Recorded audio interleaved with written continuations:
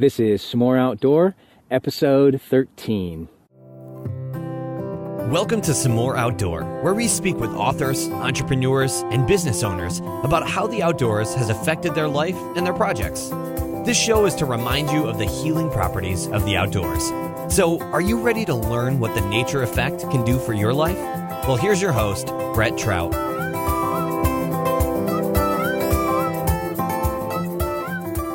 Hello and welcome to another episode of S'more Outdoor. I'm your host and personal outdoor advocate, Brett Trout, and this is the show dedicated to reminding you to get out and experience the nature effect. My goal is to help you reestablish your connection with nature so that you can start living with childlike wonder again.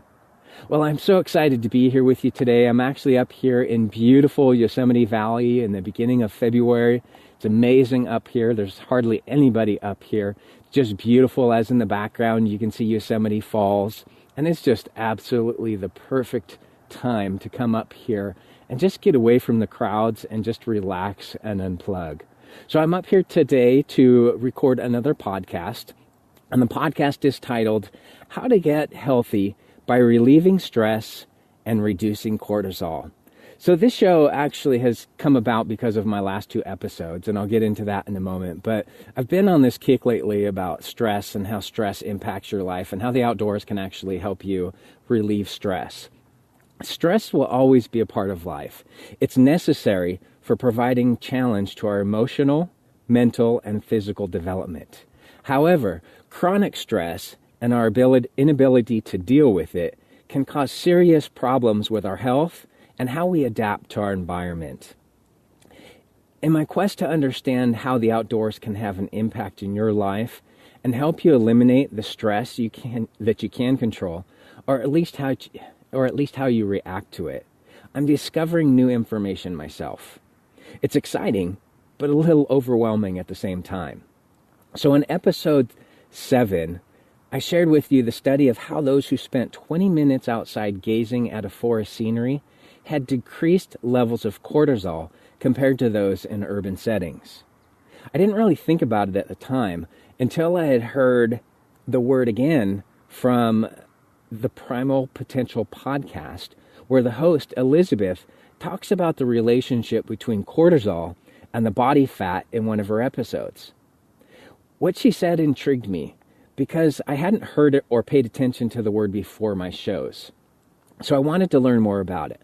What it is, its effect on the body, how our bodies respond to it, and what we can do to change our body's response to stress, thus reducing the constant elevation of cortisol, the chronic stress in your life. So the result of what you're about to read and hear on this episode, I hope you find helpful. So what is cortisol? According to Wikipedia, cortisol is a steroid hormone, more specifically a glucocorticoid. Let me pronounce this correctly. Glucocorticoid. I still didn't pronounce it. But which is produced by the zona fasciculata of the adrenal cortex, which happens to be right above your kidney. It is released in response to stress and a low level of blood glucose. So according to today's dietitian, it regulates energy by selecting the right type and amount of substrate, whether it's carbohydrate, fat, or protein, the body needs to meet the physiological demands placed on it. When chronically elevated, cortisol can have deleterious effects on weight, immune function, and chronic disease risk. Another definition came from the About website for stress. Cortisol is an important hormone in the body, secreted by the adrenal glands and involved in the following functions: proper glucose metabolism, regulation of blood pressure, insulin release for blood sugar maintenance, immune function, and inflammatory response. It also gives you that quick burst of adrenaline you need for survival reasons. It heightens your memory and gives you a burst of increased immunity. It helps to protect your body from sickness. It lowers your sensitivity to pain and helps to keep your body in balance. When your body's out of balance, you're more susceptible to sickness and disease. So living in a high-stress environment, your body's stress response is activated so often that it doesn't always return to normal. Your body is in a constant state of stress. So how does elevated cortisol affect your body? Regular stress leads to high levels of cortisol in your system. At longer intervals, it will have negative effects, such as cognitive performance issues, blood sugar imbalance, decreased bone density and muscle tissue, higher blood pressure, and lower immunity. The exact opposite of what it's supposed to do.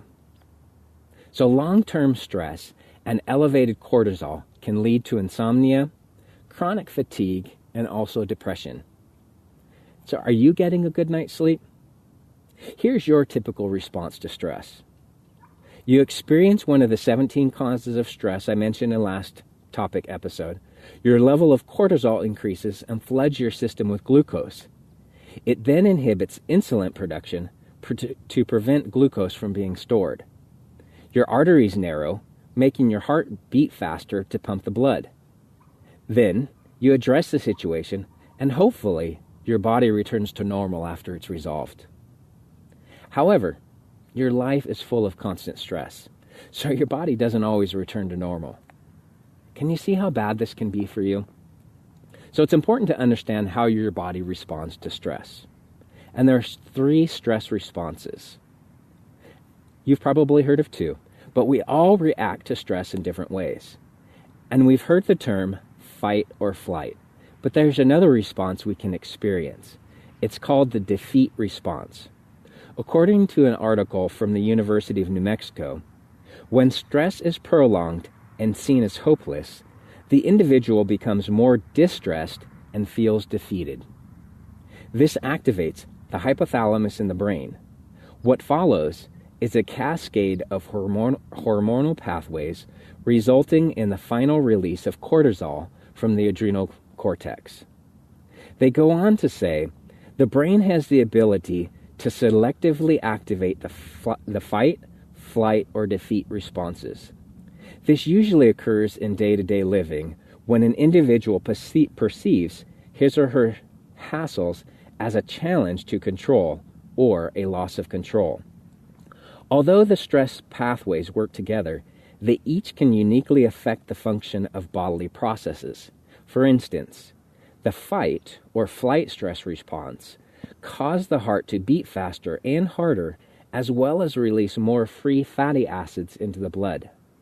The defeat response stress pathway can lead to enhanced lipogenesis, which is fat creation, visceral obesity, which is that deep abdominal obesity, and breakdown of tissues. While you may not be able to control how your body reacts, how your body's hormones react, you can learn what situations cause you stress. You can also learn to respond by relaxing. So the 4th response. While cortisol is an important and helpful part of your body's response to stress, it's important that your body's relaxation response be activated so your body's functions can return to normal following a stressful event.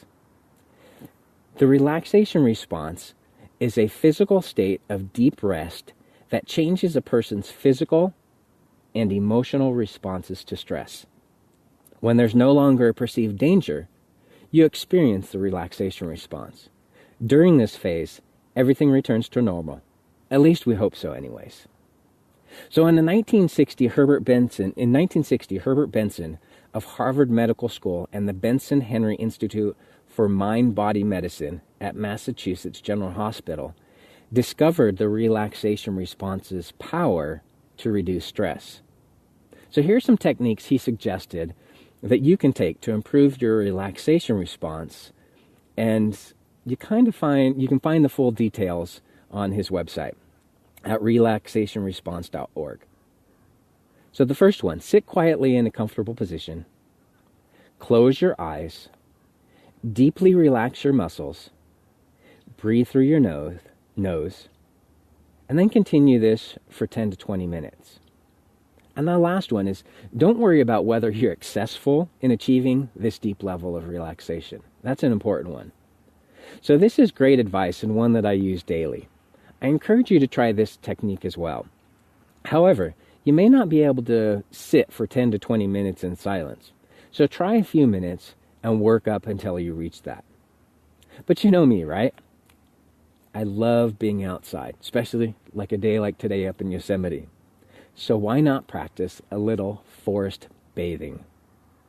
So in 1982, the Japanese Ministry of Agriculture, Forestry, and Fisheries coined the term Shinrin Yoku. It means taking in the forest atmosphere or forest bathing to relieve stress and improve health. On the Metabolic Effect website, they cite a study in Japan as well, where researchers examined the impact of walking in different environments on cortisol levels, immune responses, and nervous system balance. The researchers showed a significant lowering of cortisol levels from walking in the woods versus walking in the city, despite an equal amount of time spent walking in each setting. In addition, both systolic and diastolic blood pressure readings were significantly lower before, during, and after walking in the woods versus walking in the city. Heart rate variability was also higher walking in the woods, indicating a shift toward the parasympathetic side of the nervous system, which is the relaxing side of the nervous system. Not surprisingly, subjective feelings of relaxation, comfort, and calm were also enhanced in the woods versus the city. Similar patterns were observed when the subjects watched the scenery on TVs versus actually walking it. This indicates that something about the nature scenery was having a strong impact. While walking anywhere can act to balance the nervous system and make us feel more relaxed, walking in a nature setting like the woods seems to have an even greater impact. Walking in general is great, so don't be obsessed with whether or not you're doing it right. Any walking is perfect. But if you want to get a little more out of your walking, you can make two simple changes. So a lot of people, they do power walking or walk fast. What they suggest is change your power walking to leisure walking. And then whenever possible, walk in nature-based settings. So I want you to take away something from this research. Don't worry about getting outdoors for the exercise. Get outdoors for the impact it has on your stress and cortisol levels. And it's interesting how when we're in a city, we call it walking, but when we're in nature, we call it hiking. Just food for thought. So what are the health benefits from forest bathing? The New York Department of Environmental Correction lists some benefits of this forest bathing. So exposure to forests boosts our immune system. While we breathe in the fresh air, we breathe in phytoncides, which are airborne chemicals that plants give off to protect themselves from insects. Phytoncides have antibacterial and antifungal qualities, which help plants fight disease. Spending time around trees and looking at trees reduces stress, lowers blood pressure, and improves the mood. Numerous studies show that both exercising in forests and simply sitting looking at the trees reduce blood pressure as well as the stress-related hormones cortisol and adrenaline. They also say spending time in nature helps you focus. So our lives are busier than ever with jobs, school, and family life. Trying to focus on many activities or even a single thing for long periods of time can mentally drain us.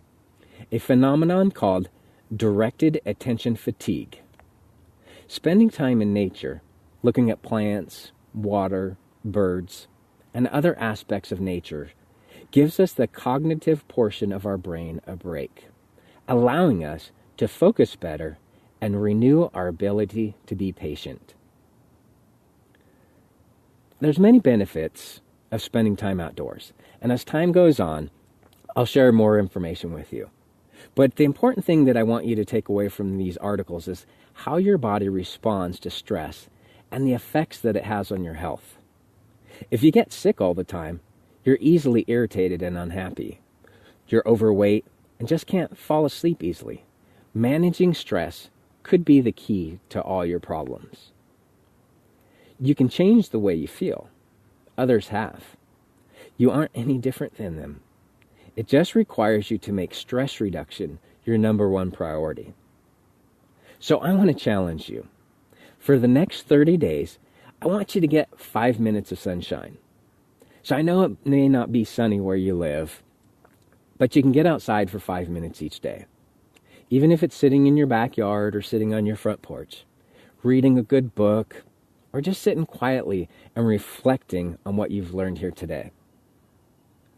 Then, once a week, I want you to schedule a weekly green hour where you spend at least 1 hour a week, maybe on a walk or on a hike, or just sitting in a park relaxing. By doing this simple exercise, you'll begin to experience what I call the nature effect, and it will have an impact on how you feel. It's going to help you handle the overload syndromes in your life, as well as help you sleep better at night. If you need help and someone to hold you accountable, there's 2 ways we can do this. Email me your story and what you struggle with, and each week I'll check in with you until the end of the 30-day challenge. In the subject line, just write "Challenge Accepted." If you feel bold enough and want to share your story live on the S'more Outdoor podcast for more accountability, send an email to brett@s'moreoutdoor.com with "Live Challenge Accepted," and we'll schedule a time to share your story. After 30 days, you'll come back on the show for a follow-up interview, and you'll get to share your success with the challenge and how the nature effect had an impact on your life. Or if it didn't work for you, we'll talk about that too.